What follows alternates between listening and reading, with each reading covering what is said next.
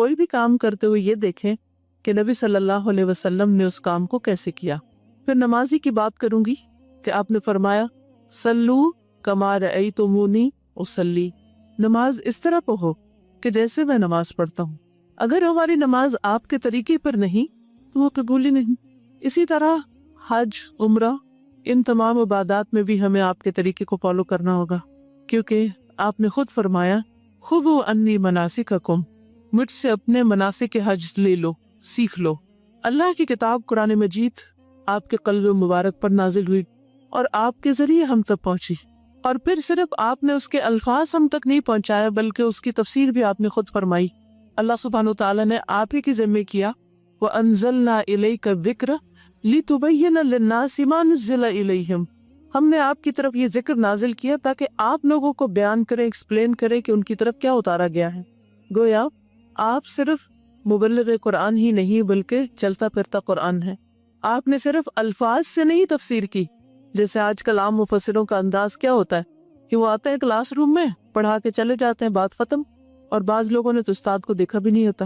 لیکن نبی صلی اللہ علیہ وسلم نے اس قسم کی تفسیر نہیں کی تھی، آپ نے لوگوں کو تعلیم بھی دی وَيُعَلِّمُهُمُ الْكِتَابَ وَالْحِكْمَةَ، اور اس کے ساتھ ساتھ آپ لوگوں کے بیچ میں رہے اور ایک عملی نمونہ ان کو بن کے دکھایا۔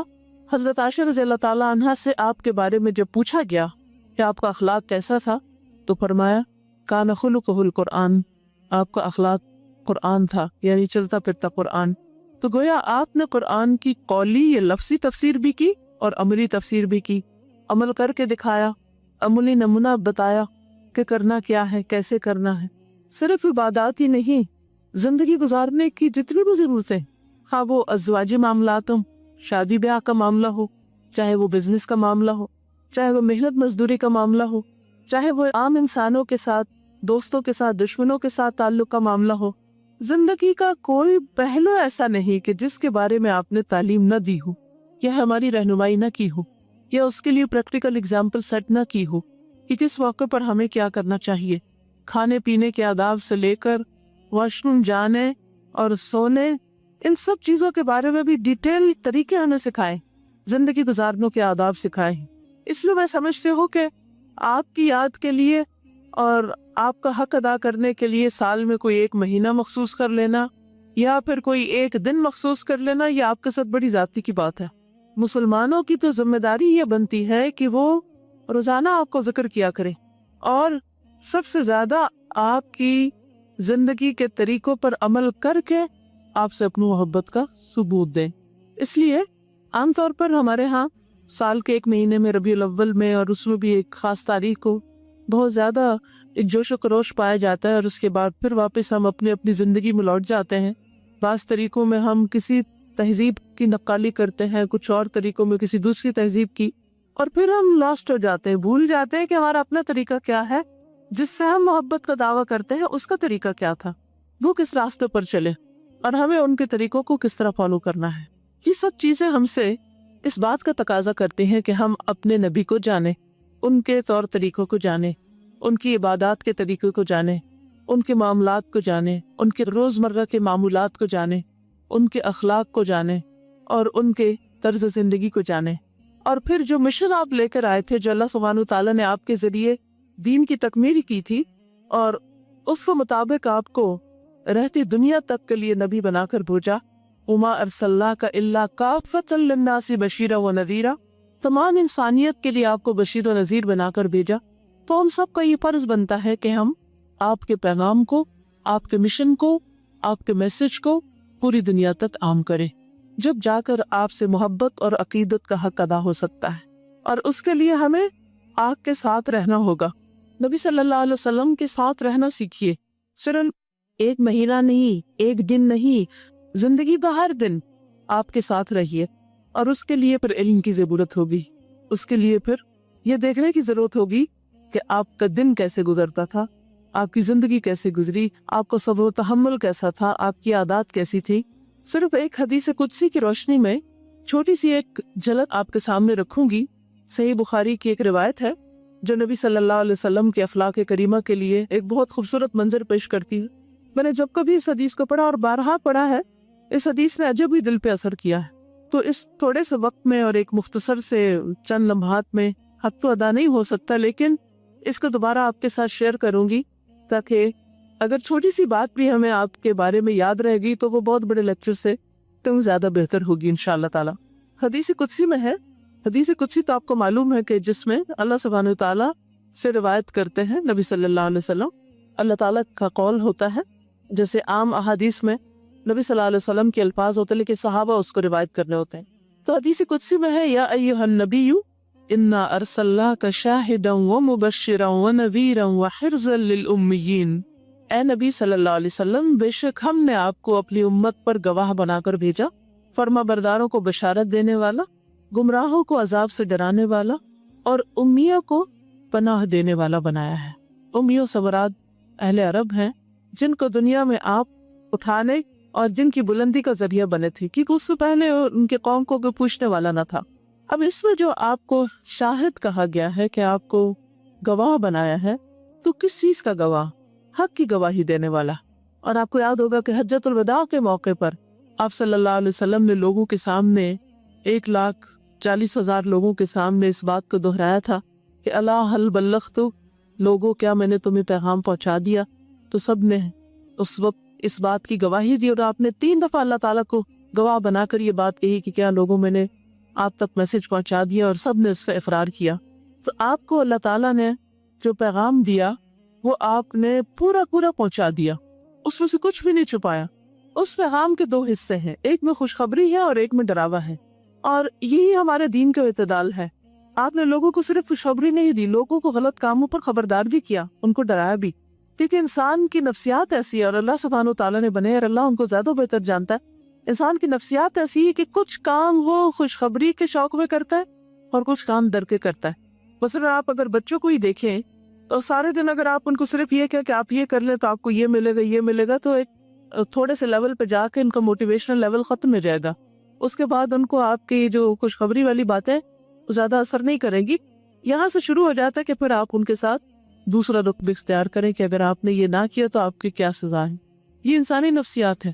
تو کچھ چیزیں وہ ڈر کے مارے کرتے ہیں اور کچھ خوشی یعنی کچھ خوشخبری کے طور پر ان کو چیز ملے۔ تو اللہ سبحانہ وتعالیٰ نے آپ کو جو پیغام دے کے بھیجا وہ بہت ہی پرفیکٹ پیغام تھا، اور انسانوں کی نفسیات کے عین مطابق اور انسانوں کی ضرورت کے عین مطابق، جس سے لوگوں کی بہترین تربیت ہوئی۔ اور امیین کو یعنی ایسی قوم کو کچھ بالکل ان پڑھ تھی، یعنی حیرت کی بات ہے، بکریاں چرانے والے، اونٹ چرانے والے، ان سے کوسوں دور ایسے لوگوں کو آپ نے اتنی زبردست تربیت دی، ایسی زبردست تعلیم دی، اور وہ کوئی بچپن سے اسکول نہیں آپ نے وہاں کھولا تھا کہ جہاں سے تربیت شروع ہوئی تھی۔ صحابہ کرام کچھ جوان تھے، کچھ میچور تھے، کچھ بڑی عمر کے تھے، ہر ایج کے لوگ تھے، عورتوں بھی تھی، بچے بھی تھے، سبھی شریک تھے اس میں۔ لیکن آپ نے اپنے اخلاق اور اپنے عمل کے ذریعے اور اپنی تعلیم کے ذریعے، تربیت کے ذریعے ان کے اندر وہ جذبہ بھر دیا تھا کہ آپ کے بعد وہ آپ کے پیغام کو لے کے دنیا بھر میں پھیل گئے۔ اور آج آپ دنیا کی کسی کونے میں بھی جائیں، وہاں آپ کو ان کے آثار ملیں گے کہ کس طرح مختلف صحابہ اور تابعین جو تھے، جن میں بعض اوقات عورتیں بھی شامل تھیں، آپ کے میسج کو دنیا بھر میں لے جانے کے لیے انہوں نے کیسی قربانیاں دی، کتنی محنت کی، جس کے ذریعے پیغام آگے تک پہنچا۔ اب دیکھیے کہ بہت سی جگہوں پر تو جنگ کے ذریعے بھی مسلمان پہنچے، اور بہت سی جگہ ایسی تھی کہ جہاں صرف تجارت کے ذریعے اسلام پھیلا، لیکن ہر ایک نے اپنے ذمے لازم کر رکھا تھا کہ وہ اللہ کا پیغام آگے ضرور پہنچائے گا۔ اگر آج وہ مسلمان وہ کہیں بھی جائے دنیا میں، وہ اپنی جاب کرنے کے لیے جائے، وہ اپنا بزنس کرنے کے لیے جائے، وہ کسی سفر پہ جائے، کسی سفارتی تعلقات کے لیے، کسی بھی مقصد کے لیے جائے، دنیا کے کسی بھی حصے میں جائے، اگر وہ بحیثیت مسلمان اپنی ذمہ داری سمجھتے ہوئے اس میسج کو بھی ساتھ لے جائیں کہ ہمیں لوگوں تک اللہ کی بات پہنچانی ہے، لوگوں تک اللہ کا پیغام پہنچانا ہے، تو آپ دیکھیے کہ تبھی ہم یہ حق رکھتے ہیں کہ فخر کریں کہ ہم آپ کی امت میں سے۔ اللہ نے دنیا بندوں کے لیے مسخر کی۔ مومن جو ہے وہ کسی مشرق و مغرب وہ زمین کے کسی خاص حصے کا واسی نہیں ہوتا، وہ جہاں بھی جاتا وہ زمین اس کا گھر ہوتی، وہ اس کے لیے وفادار ہوتا ہے۔ صحابہ کرام میں سے بہت سی صحابہ کی قبریں آپ دیکھیں گے، کوئی دمشق میں دفن ہے، کوئی ترکی میں دفن ہے، کوئی کہیں پر دفن ہے۔ اگر آپ ایجپٹ کی طرف جائیں یا پھر افریقہ کی طرف جائیں، پھر انڈیا کی طرف آئیں، وہ لوگ آپ کے بعد نکلے ہیں اور پھر واپس بھی نہیں لوٹے۔ انہوں نے اس زمین کو بھی اللہ کی زمین سمجھ کر اپنا گھر سمجھا، لیکن ان کا مقصد کیا تھا؟ मकसद ये था कि हम इंसानियत को राह निजात दिखाएं, और आज के दौर में भी इंसानियत इसी चीज की बतलाशी है। लेकिन ये उस वक्त हो सकता है जब हमें पूरा कॉन्फिडेंस हो कि जो कुछ आप लाए हैं वही कामिल है, वही मुकम्मल है, वही जरूरत है, और वो आज भी इसी तरह फायदेमंद है जिस तरह उम्मीयीन के लिए, अनपढ़ लोगों के लिए था। फिर अल्लाह सुब्हानहू तआला फरमाते अंत अब्दी व रसूली, तू मेरा बंदा है और मेरा रसूल। नबी सल्लल्लाहु अलैहि वसल्लम जो है उनको अल्लाह सुब्हानहू तआला ने कुरान मजीद में मुख्तलिफ मकामात पर अपना बंदा कहा है, यानी खालिक और मालिक सिर्फ अल्लाह है, एक अल्लाह रब्बुल इज्जत। और नबी सल्लल्लाहु अलैहि वसल्लम जिनका मकाम और दर्जा सारी मखलूक में अफजल है, लेकिन वो भी अल्लाह के बंदे हैं। और जहाँ अल्लाह सुब्हानहू तआला ने आपको इंतहाई बुलंदी अता की, वहां भी उनको अपना अब्द कह के पुकारा। मसलन आप देखिए कि जब मेराज के मौके पर आप सल्लल्लाहु अलैहि वसल्लम तशरीफ ले जाते हैं तो उस वक्त अल्लाह ताला फरमाते सुब्हानल्लज़ी अस्रा बिअब्दिही लैलन मिनल मस्जिदिल हराम इलल मस्जिदिल अक़सा, के पाक है वो अल्लाह, वो ज़ात जिसने अपने बंदे को रातों रात सैर कराई मस्जिद हराम से मस्जिद अक़सा तक, बिअब्दिही, अब्द। हालांकि उसके बाद आपको आसमानों तक ले जाया गया, सातवें आसमान तक पहुंचाया गया, वहां तक गए जहाँ जिब्रील भी नहीं गए, लेकिन किस हैसियत में गए? अब्द। तो गोया अबूदियत और अब्दियत और अब्द होना इंसान के लिए आला तरीन मकाम है, जिसको अल्लाह सुब्हानहू तआला ने अपने हबीब मोहम्मद सल्लल्लाहु अलैहि वसल्लम के लिए पसंद किया। इसीलिए जब हम कलमा शहादत पढ़ते हैं तो क्या कहते हैं? अशहदु अल्ला इलाहा इल्लल्लाह व अशहदु अन्ना मुहम्मदन अब्दुहु व रसूलुहु, कि मैं गवाही देता हूँ कि अल्लाह के सिवा कोई माबूद नहीं, और ये कि मोहम्मद सल्लल्लाहु अलैहि वसल्लम अल्लाह की अब्द हैं और उसके रसील हैं। तो अब्द होना जो है ये सादत है बंदे की, अंत अब्दी व रसूली। इसी तरह और जगहों पर भी कुरान मजीद में जिक्र आता है जहाँ आपके आला तरीन कामों का वहीं आपके अब्द होने का जिक्र है। फरमाया सुन्नैतुकल मुतवक्किल, मैंने आपका नाम मुतवक्किल रख दिया, यानी आपके नाम हैं, आपके बहुत से नाम हैं जिनमें से एक नाम अल मुतवक्किल है, तवक्कुल करने वाला। अब देखिए कि नबी सल्लल्लाहु अलैहि वसल्लम को अल्लाह ताला ने कैसी बुलंदी अता की और अपना खलील बनाया। याद रखिए कि खलील का दर्जा जो है वो हबीब से भी ज्यादा है। हम आमतौर पे कहते हैं कि नबी सल्लल्लाहु अलैहि वसल्लम अल्लाह के हबीब हैं, अल्लाह के महबूब हैं, ठीक है वो भी हैं, लेकिन मोहब्बत के ऊपर एक और दर्जा होता है मोहब्बत का, और वह खुल्लत का दर्जा। जैसे इब्राहीम अलैहिस्सलाम को अल्लाह सुब्हानहू तआला ने खलील अल्लाह का लक़ब दिया, वत्तख़ज़ अल्लाहु इब्राहीम खलीला, तो हदीस में आता है कि अल्लाह ताला ने मुझे भी अपना खलील बनाया है। खलील वो होता है कि जिसके लिए ऐसी मोहब्बत दिल में कि उसके सिवा बाकी सब की मोहब्बत दिल से निकल जाए, यानी मोहब्बत का आला तरीन मकाम। तो अल्लाह सुब्हानहू तआला ने नबी सल्लल्लाहु अलैहि वसल्लम को जो मकाम दिया है वो मोहब्बत का आला तरीन मकाम है। आप भी अल्लाह सुब्हानहू तआला से सबसे ज्यादा मोहब्बत करते थे और अल्लाह सुब्हानहू तआला ने भी आपको जबरदस्त खिताबात से नवाजा, और आपको शफाअत कुबरा नसीब होगी, आपको तरह तरह के इख्तियारात दिए गए, लेकिन इसके बावजूद आप हर मामले में अल्लाह पर तवक्कुल करने वाले, अल्लाह पर भरोसा करने वाले थे, अपने मामलात को अल्लाह के हवाले करने वाले थे। इससे क्या बात पता चलती है कि हमारे अंदर भी कौन सी सिफत होनी चाहिए? तवक्कुल करने की। हालात कितनी भी मुश्किल हो, कितनी भी तारीख हो, कैसी भी मुश्किलात हो, लेकिन तवक्कुल एक ऐसी कैफियत का नाम है कि जिसके बाद इंसान के अंदर से हर तरह का खौफ और परेशानी, दुख, दर्द, तकलीफें सब चली जाती हैं, क्योंकि वो अपने सारे मामलात अल्लाह के सुपुर्द कर देता है। और जितना बड़ा कोई काम करना चाहता है उतने ही बड़े दर्जे का उसको तवक्कुल करना चाहिए, अपनी रोजी के मामले में, अपनी हिफाजत के मामले में, अपनी सेहत के मामले में, अपने कामों की कामयाबी के मामले में, हर चीज के मामले में, क्योंकि जब तक तवक्कुल नहीं होता उस वक्त तक कुछ किया नहीं जा सकता। तवक्कुल क्या है कि इंसान अपने तौर पर कोशिश करता रहे, लेकिन क्रेडिट खुद ना ले और ये ना कहे कि मैं करने वाला हूँ, करेगा अल्लाह, मैंने कर दिया जो करना था, लेकिन अब इसका नतीजा जब आएगा जो मेरा रब चाहेगा और जो वो चाहेगा। इसी तरह अगर कोई काम नहीं भी हो रहा, ये बज़ाहिर होता नजर नहीं आ रहा, इंसान अपनी भरपूर कोशिश करता रहे और उसके बाद नतीजा अल्लाह के सुपुर्द कर दे, तो ये जो कैफियत है ये इंसान को स्ट्रेस और हर तरह की परेशानी और गम और दुख से आजाद कर देती है कि मेरा रब है ना, हस्बी अल्लाह व निअमल वकील। यही वो कैफियत थी जो इब्राहीम अलैहिस्सलाम के अंदर थी। इब्राहीम अलैहिस्सलाम का जब आग में फेंका गया, बाप भी उनमें शामिल है जो आग में फेंक रहे हैं, खानदान भी शामिल है, सारा वतन शामिल है, وہ لوگ جن پر انسان کو بڑی توقعات ہوتی ہیں، جب سارے چھوڑ دے، سب نے بے وفائی کی، کوئی بھی ساتھ دینے والا نہیں تھا، کوئی بھی بچانے والا نہیں تھا، جب آپ کو پھینکا گیا تو آپ نے کیا کلمہ پڑھا؟ حسبی اللہ و نعم الوکیل، کافی ہے مجھے اللہ، اور وہ بہترین کارساز ہے، کام بنانے والا ہے۔ اور اللہ سبحانہ و تعالیٰ نے اسی وقت کیا حکم دیا آگ کو، کیونکہ آگ اللہ کے کنٹرول میں تھی نا، قُلْ لَا يَا نَارُ كُونِي بَرْدًا وَسَلَامًا عَلَىٰ ابراہیم، ہم نے کہا آگ ٹھنڈی ہو جا اور سراسر سلامتی بن جا ابراہیم پر۔ آگ نے ابراہیم علیہ السلام کو کچھ نہیں کہا، کیونکہ آپ کا توکل اللہ پہ تھا۔ اور اس میں ہم سب کے لیے بہت بڑا سبق ہے، جب حالات مشکل ہو، جب کوئی کام نہ ہو، یا کوئی بھی آپ بڑا کام کرنا چاہیں، یا کوئی بھی آپ کے دل میں آرزو ہو، کسی نیکی کے کام کی، کسی دنیا کے کام کی، کوئی تمنا ہو، کوئی تڑپ بس میں ہو، تب بھی اپنے طور پہ کوشش کر کے اس کے بعد کہ حسبی اللہ و نعم الوکیل۔ کوئی ایسا وقت جب آپ کے اپنے آپ سے بے وفائی کر جائیں، آپ کے دوست آپ کو چھوڑ جائیں، آپ کے پیرنٹس آپ کو شک کی نگاہ سے دیکھیں، اور کوئی آپ پر اعتماد کرنے والا نہ ہو، تو کیا کلمہ آپ کو چلنے کے قابل رکھے گا؟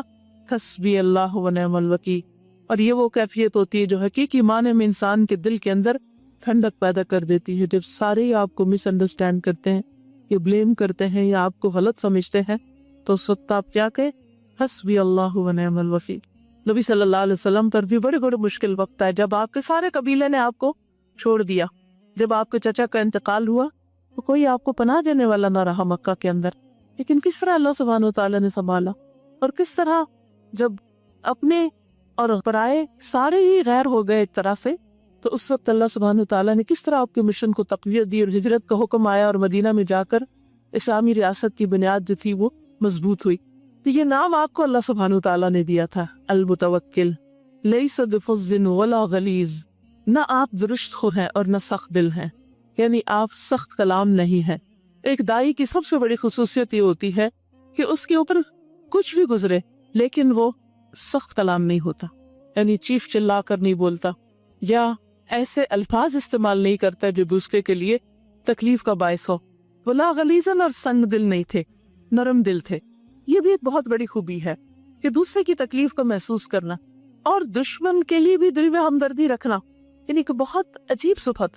یعنی دنیا کے بڑے بڑے لوگوں کے حالات پڑھتے ہیں، لیکن ایسی کائنڈنس کہ آپ دوسروں کا درد، حتیٰ کہ پرندوں اور جانوروں، ان کا بھی درد محسوس کریں، اور ان کے لیے بھی آپ رحمت اور شفقت کا باعث ہو، کیونکہ اللہ سبحانہ تعالیٰ نے آپ کو دنیا والوں کے لیے، تمام جہان والوں کے لیے، ہر طرح کے زیرو اور غیر زیرو سب کے لیے رحمت بنا کر بھیجا تھا۔ وما ارسلناک الا رحمۃ للعالمین۔ آج آپ دیکھیں کہ کائنڈنس کے اوپر طرح طرح کی باتیں کی جاتی ہیں، اور طرح طرح کے فلسفے اور لوگوں کی مثالیں دی جاتی ہیں، لیکن نرمی، نرم مزاجی اور اچھے اخلاق اور نرم دلی کے اندر آپ کا کوئی بھی مثال نہیں، حتیٰ کہ آپ کے جان کے دشمن اور آپ کے ساتھ انتہائی زیادتی کرنے والوں کے لیے بھی آپ اپنے دل میں ہمدردی رکھتے تھے اور ان کی ہدایت کی دعائیں مانگا کرتے تھے۔ ایک اور صفت جو آپ کی بیان کی گئی، ولا صخاب فی الاسواق، اور نہ بازاروں میں شور و شغب کرنے والے، انتہائی بہترین اخلاقی صفت ہے۔ اب دیکھیے کہ یہاں بازاروں کا لفظ خاص طور پر اس لیے آیا ہے کہ مردوں کے کام کرنے کی جگہ عموماً بازار ہے، لیکن اس میں سبق سب کے لیے ہے کہ جو بھی ہماری ورک پلیس ہے، جہاں بھی ہم کام کرتے ہیں، مائیں ہیں گھر کے اندر، یا کام کے لیے آپ کسی ادارے میں جاتے ہیں، بزنس کے لیے کسی دکان پر ہیں، کسی کمپنی میں، کہیں پر بھی ہیں، تو آپ کو بولنے کا انداز کیا ہے؟ جو آپ کو بولنے کا انداز ہے وہ آپ کی پرسنالٹی کا عکاس ہے، اسی سے آپ کی پہچان ہوتی۔ اس معاملے میں آپ دیکھیے کہ آپ نبی صلی اللہ علیہ وسلم سے کتنے قریب ہیں، کہ آپ لوگوں کے ساتھ بات کرتے بس اتنے والیوم میں جتنے میں دوسرا شخص بات سن لے، سمجھ جائے۔ دور سے چیخ چلا کے نہیں بولتے، ایسی آواز میں نہیں بولتے جو دوسروں کے لیے گراں گزرے۔ یعنی آپ کے عمدہ اخلاق کی گواہی خود رب العالمین نے دی، اور اس میں ہمارے لیے نمونہ ہے کہ ہم اپنے اخلاق کو اور طور طریقوں کو پہچانیں۔ وَلَا يَدْفَعُ السَّيِّئَةَ بِالسَّيِّئَةِ، برائی کا بدلہ برائی سے کبھی نہیں دیتے۔ اب دیکھیے کہ جب دوسرے لوگ ہمارے ساتھ کوئی زیادتی کرتے تو ہم اپنا حق سمجھتے ہیں کہ ہم ان کو ضرور سنا کے رکھیں، اور ان کو ضرور کچھ لگائے، اور ان کو ایسا مزہ چکھائے اور ایسے الفاظ بولے کہ جس کی تاب نہ لا سکے۔ یعنی الفاظ پھر کیا بن جاتے ہیں؟ پتھر بن جاتے ہیں جس سے ہم دوسروں کا سر پھوڑنا چاہتے ہیں۔ لیکن نبی صلی اللہ علیہ وسلم برائی کو برائی سے نہیں، اچھائی سے بدلتے تھے، اور یہی وجہ ہے کہ جب بعض اوقات کسی نے کوئی سخت لفظ استعمال کیا تو آپ نے اس کو नरम से बदल दिया। अगर किसी का नाम ऐसा था जो पसंदीदा नहीं था तो आपने उसको साद को सहल कर दिया, तंग रास्ते का नाम जो था वो आसान रास्ता रख दिया। तो हर मौके पर मनफी को मुस्बत में बदला, नेगेटिव को पॉजिटिव में बदला। और यही वजह है कि ऐसे लोग दुनिया में कामयाब होते हैं कि जो मुस्बत, अपने इर्द गिर्द मुस्बत फिजा को जन्म देते हैं, अपने माहौल को मुस्बत रखते हैं। मुस्बत फिजा कहाँ से कैसे कायम हो सकती है? उस वक्त जब हमारे अंदर से दूसरों के लिए बदगुमानियां निकल जाए। अब देखिए कि जितनी भी ताल्लुकात की खराबी होती है अमूमन इसके पीछे बदगुमानी होती। जब हमारा किसी के बारे में गुमान अच्छा नहीं होता तो उसकी सीधी बात भी हमें उल्टी लगती। हम उसके पीछे भी सोचते हाँ इसका ये मकसद होगा, ये नियत होगी, ये गरज होगी, और फिर शैतान फौरन आता है और कहीं ना कहीं वो चीज कनेक्ट कर देता है। कुरान मजीद में अल्लाह सुब्हानहू व तआला फरमाते हैं, या अय्युहल्लज़ीना आमनू इज्तनिबू कसीरम मिनज़्ज़न्न इन्न बअदज़्ज़न्नि इस्म। ऐ लोगों जो ईमान लाए हो, बहुत ज्यादा गुमान करने से बचो, क्योंकि बहुत से गुमान गुनाह होते हैं। यानी किसी के बारे में मनफी बातें ना सोचो, किसी के बारे में बुरा ना सोचो। कौन है जिससे गलती ना हो? कौन है जो परफेक्ट हो? कौन है जो कामिल हो? कोई भी नहीं। हम सब गलतियां करते हैं, और जब कोई गलती करे और उसके बाद सॉरी कर ले तो फिर हमारा फर्ज बनता है कि हम उसको माफ कर दें। और माफ करने का मतलब क्या? वाह को बस हो, माफ करो और दिल से निकाल दो, उसके बाद धो डालो। और अगर दोबारा उससे कोई ऐसी गलती हो तो उसको पिछली गलती से जाके कनेक्ट ना करो कि फिर एक और फ्यूल भर जाए उसमें। इससे हम खुद भी तकलीफ उठाते हैं और दूसरे भी तकलीफ उठाते हैं। तो इसलिए बहुत जरूरी है कि हम ऐसे तमाम मामलात में नबी सल्लल्लाहु अलैहि वसल्लम के इस तरीके पर अमल करें, वला यदफउ सय्यअत बिस्सय्यअ, क्या आप बुराई का जवाब बुराई से नहीं देते थे, वला कि यअफु व यग़फिर, लेकिन माफ कर देते थे और दरगुजर करते थे। जैसे कुरान मजीद में आता है ना, इदफा बिल्लती ही अहसन फ़इज़ल्लज़ी बैनक व बैनहु अदावतुन कअन्नहु वलिय्युन हमीम, कि उस तरीके से बुराई को दूर करो जो सबसे बेहतरीन हो। इदफा बिल्लती ही अहसन, नतीजा क्या होगा कि जो तुम्हारा दुश्मन है वो भी दोस्त बन जाएगा। आज हमारा हाल क्या है कि दोस्तों को भी दुश्मन बना लेते हैं। आप देखिए कि तलाक का रेट कितना ज्यादा बढ़ गया। इधर शादी होती है, इधर ख्वाब आता है कि अल्लाह करे कि बन जाए, नुब जाए, और उससे पहले ही ऐसे प्रिकॉशंस दिए जा रहे थे कि अगर तलाक होगी तो क्या क्या करना होगा, कहाँ से हम अपने आप को बचा सकते हैं। यानी कि अब यूँ लगता है किसी शादी करने के साथ ही एक धड़का माँ बाप को लग जाता है और खुद कपल को भी, कि पता नहीं बनती है या नहीं। अब आमतौर पर चला गया है कि बस शुरू में ही देख लो, देखभाल कर लो, अभी कुछ नहीं बिगड़ा, अभी से ही फैसला कर लो। और शुरू का साल तो आपको पता है कि टीदिंग पीरियड होता है। दो मुख्तलिफ इलाकों में, खानदानों में, आदात में रहने वाले अगर इकट्ठे हो रहे होते हैं तो उनकी एडजस्टमेंट का एक टाइम होता है।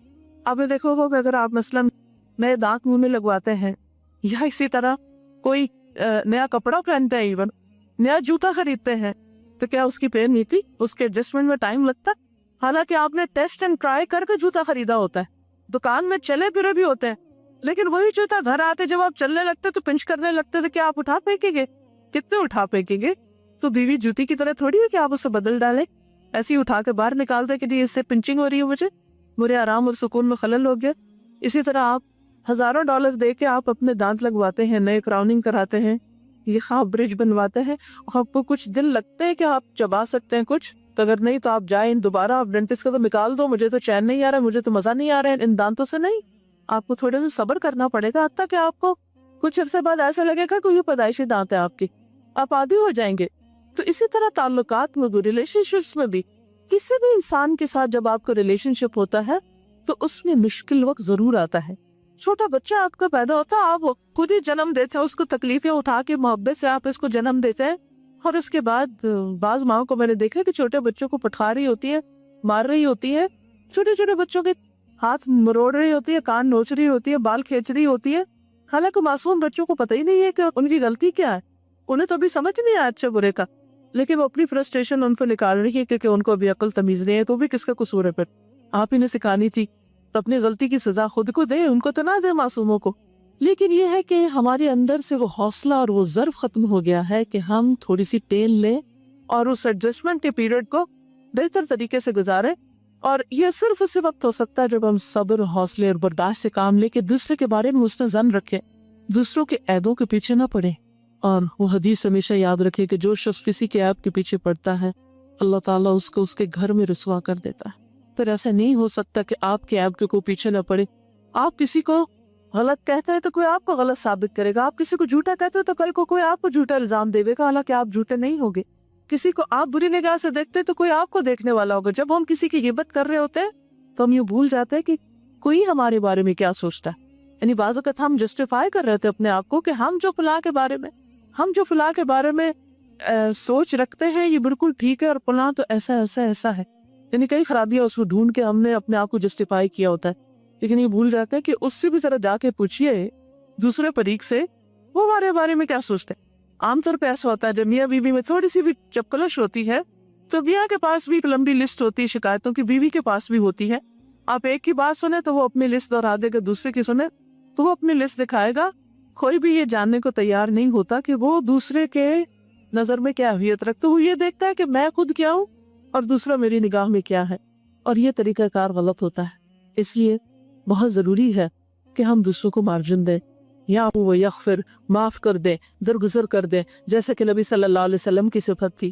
پھر فرمایا وَلَا يَقْبِضُهُ اللَّهُ حَتَّى يُتِيمَ بِهِ الْمِلَّةَ الْأَوْجَاءَ، اللہ آپ کو اس وقت تک وفات نہ دے گا جب تک گمراہ قوم کو آپ کے ذریعے سیدھے رستوں پر نہ لے آئے۔ اور ایسا ہی ہوا، آپ کا مشن مکمل ہوا تو اللہ تعالیٰ نے آپ کو اٹھایا، یعنی عرب میں آپ کا بول بالا ہوا اور لوگ لا الہ الا اللہ محمد رسول اللہ پڑھ کر اسلام میں داخل ہو گئے۔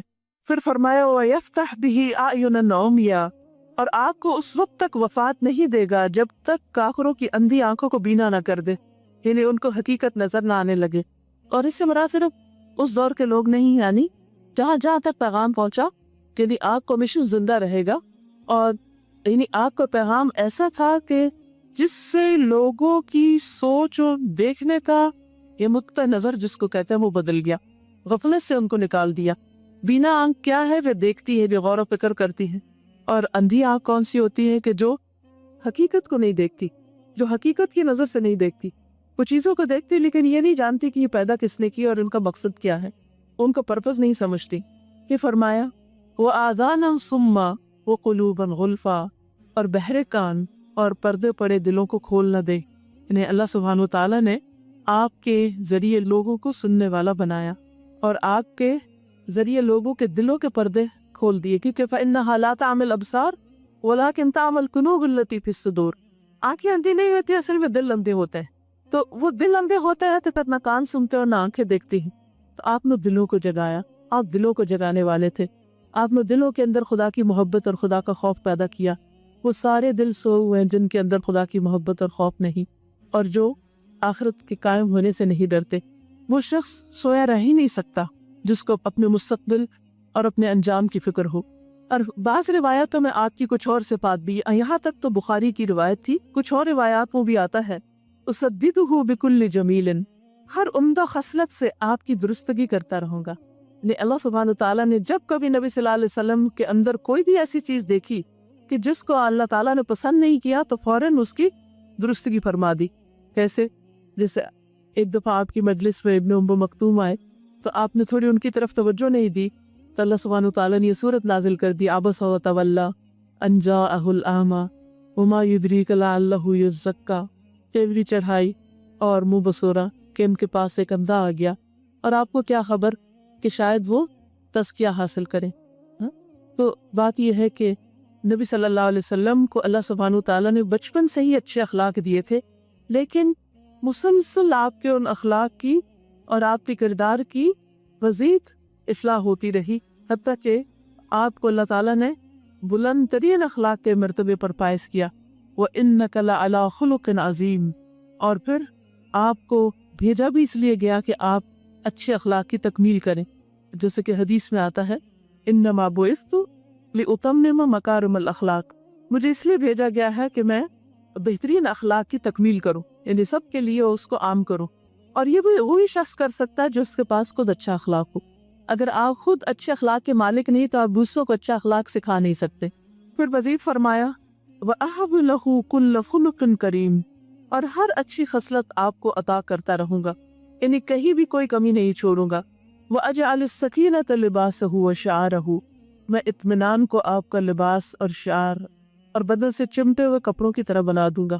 یہ ایک بہت بڑی خوبی ہوتی ہے، سکینت اور وقار، مشکل ترین حالات میں انسان پرسکون رہے۔ اب دیکھیے کہ ہم कितनी जल्दी छोटी सी बात पर पैनिक हो जाते हैं और कितनी जल्दी हम अपना टेम्पर लूज कर लेते हैं, कितनी जल्दी हम अच्छे भले बैठे बैठे मुस्तरब हो जाते हैं। तो ये जो कैफियत है सकीनत की, कि आपके चलने में सकीनत और वकार होता था, आपके बोलने में सकीनत होती थी, और ये एक ऐसी खूबी है कि जिस शख्स के अंदर ये हो उसके आसपास के लोगों के अंदर भी एक खास किस्म की सकीनत और वकार होता है, क्योंकि जैसे आप होते हैं वैसा ही माहौल आपके इर्द गिर्द हो जाता है, और वो माहौल बनाने में आपका रवैया एक बहुत अहम किरदार अदा करता है। इसीलिए आप देखें कि जिन घरों के अंदर वालिदैन के अंदर बाहम हमांगी होती है और उनके अंदर एक बाहनी, एक मुरव्वत और अखलाक और एक सकीनत होती है, वो पूरे घर का एक माहौल जो होता है उसके अंदर एक सुकून पाया जाता है। लेकिन अगर वालिदैन के अंदर वो कैफियत नहीं, तो आप देखेंगे कि बच्चों के अंदर वो चीज़ मुंतकिल हो जाती, और बल्कि वो चीज़ बच्चों के लिए बहुत परेशानी का बायस बनती। तो बहैसियत पेरेंट्स के, बहैसियत घर के अफराद के, हम सबको नबी सल्लल्लाहु अलैहि वसल्लम की इस सिफत को भी सीखना है कि बड़ी से बड़ी बात हो जाए, ठहराव का सबूत दें, सुकून से बात को सुने, दूसरे की बात पर भी तवज्जो करें, उसकी बात की तावील करें कि उसने कोई बात क्यों कही है, उसके पीछे उसका क्या मकसद है। तो ये सिफत जो थी नबी सल्लल्लाहु अलैहि वसल्लम के अंदर बदरजा अतम मौजूद थी। वो तकवा ज़मीरहू, और परहेजगारी को आपका ज़मीर बना दो, यानी तकवा दिल के अंदर है, यानी अल्लाह का डर इंसान को हर चीज की हकीकत सुझाता है। वल हिकमत माकूलहू, हिकमत को आपकी सोची समझी बात बता दो, और आप सिर्फ खुद साहिब हिकमत न थे बल्कि हिकमत की तालीम भी देते थे। वयुअल्लिमुहुमुल किताब वल हिकमा वसिद्क़ वल वफ़ा तबीअतहू, सच्चाई और वफादारी को आपकी तबीयत बना दूंगा। सच्चाई भी एक एटीट्यूड होता है, एक रवैया होता है, एक तबीयत का हिस्सा होता है। बाज लोग हर बात में कुछ गलत बयानी करते हैं और बाज लोग सच्चे होते हैं, और ये आपकी सच्चाई तो आपके दुश्मनी मानते थे, सादिक और अमीन, कि हर मामले में आप खरे थे और बिल्कुल साफ बात करते थे। वल अफ़्व वल मारूफ खुलुक़हू, माफ़ी और नेकी को आपकी आदत बना दूंगा। वल अदल सीरतहू वल हक़्क़ शरीअतहू वल हुदा इमामहू वल इस्लाम मिल्लतहू, इंसाफ को आपकी सीरत, हक को आपकी शरीयत, हिदायत को आपका इमाम यानी रहनुमाई करने वाला, और दीन इस्लाम को आपकी मिल्लत का दर्जा दूंगा। अहमद इस्मुहू, आपका नाम अहमद, उदिया बिही बाद दलाला, आप ही के जरिए तो मैं लोगों को गुमराही के बाद सीधा रास्ता दिखाऊंगा। वो अल्लिमु बिही बादल जहाला, और आप ही के जरिए जहालत के बाद लोगों को इल्म अता करूंगा। और ये हकीकत है कि आपको जो इल्म दिया गया उसी से दुनिया में अंधेरे दूर हुए, यानी कि जहालत के अंधेरे। वो अरफ़अ बिहिल खुमाला, आप ही के जरिए मैं अपनी मखलूक को पस्ती से निकाल कर बामी उरूज तक पहुंचाऊंगा। वह उसन्ना बिही बादन न करता, आपकी बदौलत अपनी मखलूक को जाहिल होने के बाद बुलंदी अता करूंगा। तो बहरहाल वह अजाल उम्मतहू खैर उम्मतिन उखरिजत लिन्नास, और मैं आपकी उम्मत को बेहतरीन उम्मत करार दूंगा जो इंसानों की हिदायत के लिए ज़हूर में लाए गए। तो बात यह है कि हम सब किस लिए दुनिया में पैदा हुए हैं, आपकी उम्मत होने की हैसियत से हमारी जिम्मेदारी क्या बनती है कि हम भी ये अखलाक अपनाएं, ऐसी सीरत व किरदार अपनाएं, और वही काम करें जो काम आपने किया था, ताकि जिस तरह आपके ज़रिए लोगों को हिदायत पहुंची, अल्लाह ताला हमें भी आपके मिशन में, आपकी इत्तिबा में, आपकी पैरवी में इस राह पर चलने की तौफीक अता फरमाए। और जो भी अल्लाह ताला ने हमें टैलेंट, वक्त, सलाहियत अता की है उसमें हमें अपना हिस्सा डालने की तौफीक दे। वाखिर दावाना अनिल हम्दुलिल्लाहि रब्बिल आलमीन।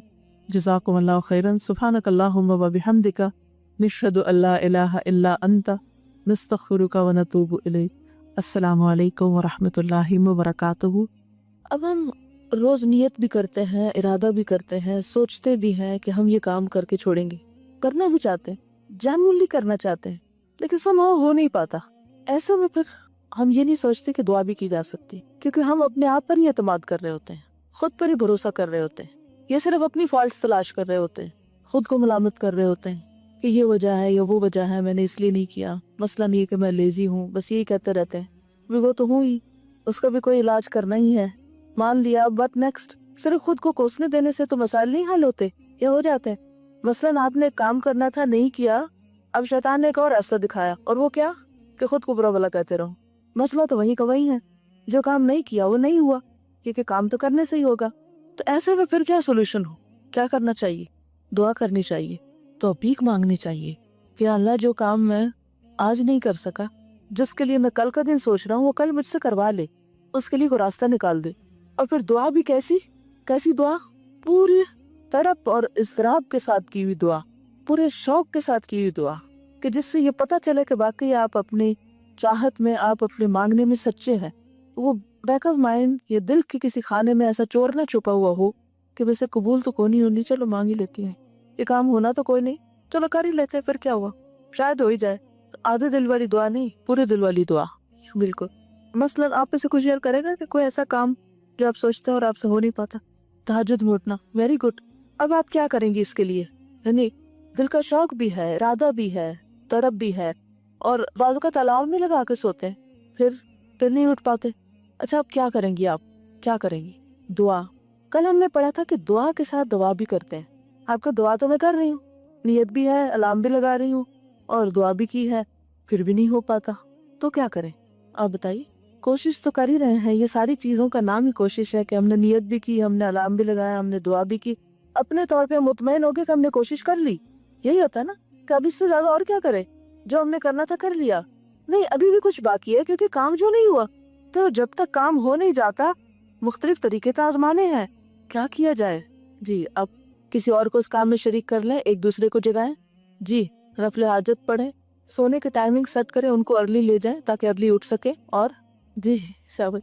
نیکی کو جنم دیتی ہے. کوئی نیک ایسا کام کریں جو خالص اللہ کے لیے، اور اس کے بعد دعا کریں، کیونکہ اس وقت دعا قبول ہوتی ہے. دس اے ویری گڈ ٹپ. اور مثلاً اذان سن کر جو دعا کی جاتی ہے وہ بھی قبول ہوتی. قبولیت کے اوقات میں تڑپ کے دعا مانگے کہ یا اللہ بس مجھے کرنا ہے، آپ مجھے توفیق دے دیں. اور سوچو کہ کوئی ایسا گناہ تو نہیں، کہیں کوئی ایسی کوتاہی تو نہیں میری زندگی میں کہ جو روک بنی ہوئی ہو. کیونکہ کل ہم نے یہ بھی پڑھا نا کہ ہمارے کچھ گناہ ایسے ہوتے ہیں جو ہم سے نیکی کے مواقع چھین لیتے ہیں. اس کی کوئی دلیل ہے؟ دعا اور تعوذات میں 3 چیزیں جو آئی تھی، کون کون سی؟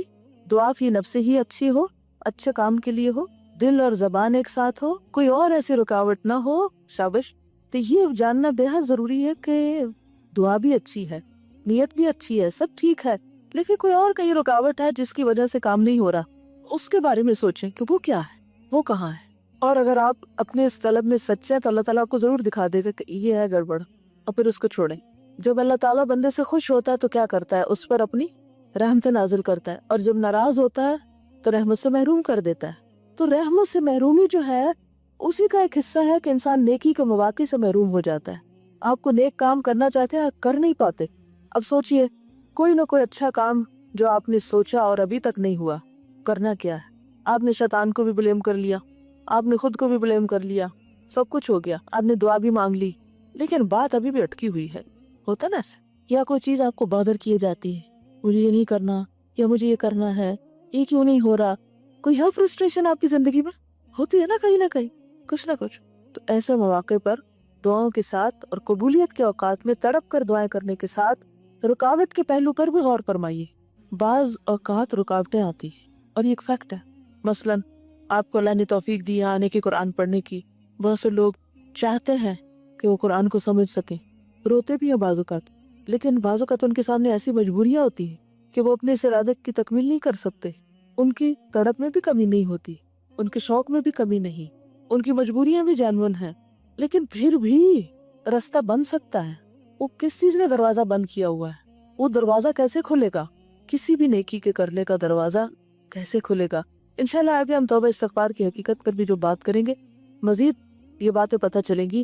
لیکن یہ ایک حقیقت ہے کہ ہم سب کو اپنی طرف نظر دوڑانے، اپنی غلطیوں کا اعتراف کرنے اور اپنی کوتاہیوں کے اوپر غور کرنے اور ان کو اپنی زندگی سے نکال باہر کرنے کی بھی بہت ضرورت ہے. اس کے لیے آپ ایک دعا یہ بھی مانگ سکتے ہیں کہ یا اللہ تو مجھے میری غلطیاں دکھا، مجھے میری غلطیاں دکھا، میں کہاں غلط ہوں. یہ نہ مرنے کے بعد میری آنکھ کھلے کہ میری یہ اور یہ غلطی تھی، اب تو پھر کچھ نہیں ہو سکتا. یا اللہ تو مجھے میری غلطیاں دکھا، ان کے اعتراف کی توفیق دے، کیونکہ بعض اوقات غلطی نظر آ جاتی ہے لیکن انا اتنی موٹی ہوتی ہے تو ماننے ہی نہیں دیتی کہ یہ تمہاری غلطی بھی ہے. ساتھ ہی تعویلیں شروع ہو جاتی ہیں، چونکہ یہ وجہ، چونکہ یہ وجہ، چونکہ یہ مشکل ہے، یہ ہے، یہ ہے، یہ ہے، اس لیے یہ میرے اندر ہے، اور میرا کیا قصور ہے. تو جب غلطی نظر آ جائے تو یا اللہ پھر اس کا اعتراف کرنے کی توفیق دے، پھر یا رب اس کو دور کرنے کی ہمت دے کہ میں اپنے سے اس کو ہٹاؤں، اور ان سارے کاموں میں تو میری مدد فرما. کہ تیرے اذن کے بغیر کچھ نہیں ہو سکتا، تو ہر چیز کا مالک ہے، تو ہر چیز پہ قادر ہے.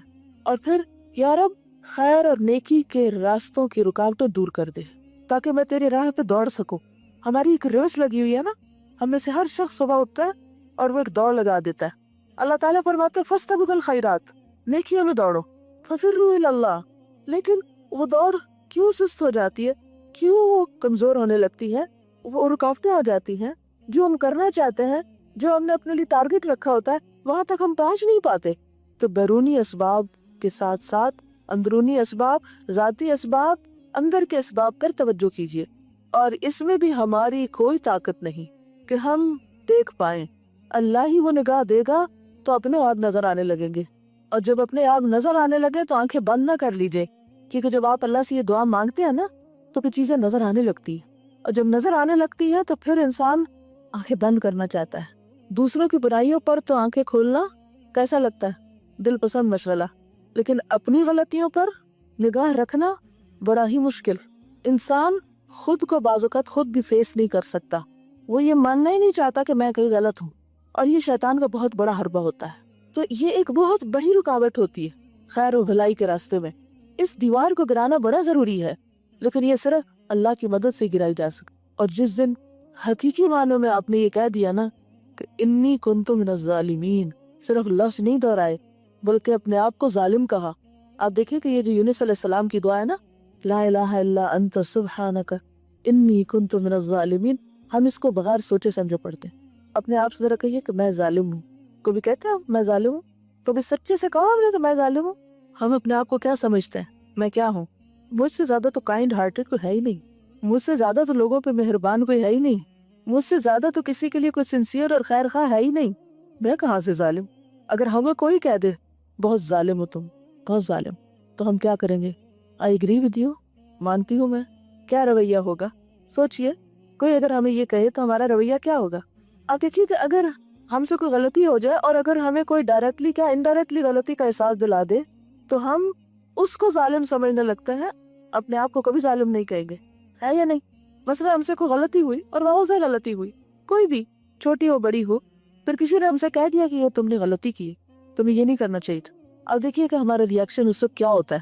اگر کسی نے آپ کو کہہ دیا کہ یہ تمہاری غلطی ہے، یہ تمہارا قصور ہے، تمہیں ایسا نہیں کرنا چاہیے تھا، تو میرا ریاکشن کیا تھا؟ میں نے اس بات کو کیسے لیا، کس طرح ایکسپٹ کیا؟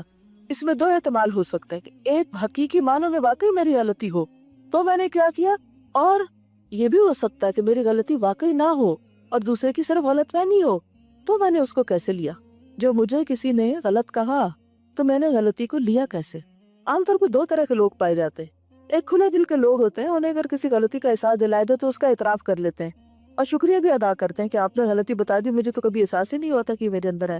دوسرے وہ لوگ ہوتے ہیں کہ جنہیں اگر آپ انڈائریکٹلی بھی کسی غلطی کا احساس دلا دے تو وہ کبھی زندگی بھر آپ کی جان بخشی نہیں کرتے، پھر تعلقات کاٹ کے رکھ لیتے ہیں اور اس شخص کے دشمن بن جاتے ہیں جو انہیں ایسا کہے. تو آپ خود سوچئے کہ جب ہم بندوں کے سامنے بھی اپنی کسی غلطی کو نہیں ماننا چاہتے تو اللہ کے سامنے یہ جو ہم تکرار بھی کرتے رہتے ہیں نا 1.25 لاکھ کی، انی کنت من الظالمین، انی کنت من الظالمین، کیا خیال ہے ایک دفعہ بھی کوئی دل سے پڑھ رہا ہے کہ میں قصوروار ہوں، میری غلطی ہے؟ آدم علیہ السلام نے ایک دفعہ یہ دعا پڑھی تھی، ربنا ظلمنا انفسنا، پورے احساس اور پوری ندامت کے ساتھ، وَإِن لَمْ تَغْفِرْ لَنَا وَتَرْحَمْنَا لَنَكُونَنَّ مِنَ الْخَاسِرِينَ. تو اللہ تعالیٰ نے ان کی دعا قبول کر لی. تو دعا کی قبولیت میں ایک رکاوٹ یہ بھی ہے کہ جو کچھ ہم کہتے ہیں اس میں سچے نہیں ہوتے، اس میں حاضر دل نہیں ہوتے. بس یہ عام طور پر لوگ ہماری کن غلطیوں پر ہمیں ٹوکتے رہتے ہیں. کوئی بتائیے، جی آپ فرمائی، تم نے میرا خیال نہیں کیا، ٹھیک ہے، ہم بہت باعمل ہیں، تم سے 100 درجے بہتر ہے، تم نے تو پڑھا ہی نہیں ابھی، ہم پڑھ تو رہے ہیں نا. تو انشاءاللہ تعالیٰ یہ جو رکاوٹ ہے نا دعا کی قبولیت میں یا نیکی کے کاموں میں، ان رکاوٹوں کو دور کرنے کے لیے ہمیں اپنی غلطیوں پر غور کرنا ہے اور ان کے دور کرنے کی اللہ سے مدد مانگی. صفحہ نمبر 55 تیسرا پیراگراف. اس پیراگراف میں انہوں نے خیر اور شر کو عمل کے ساتھ مربوط کیا ہے.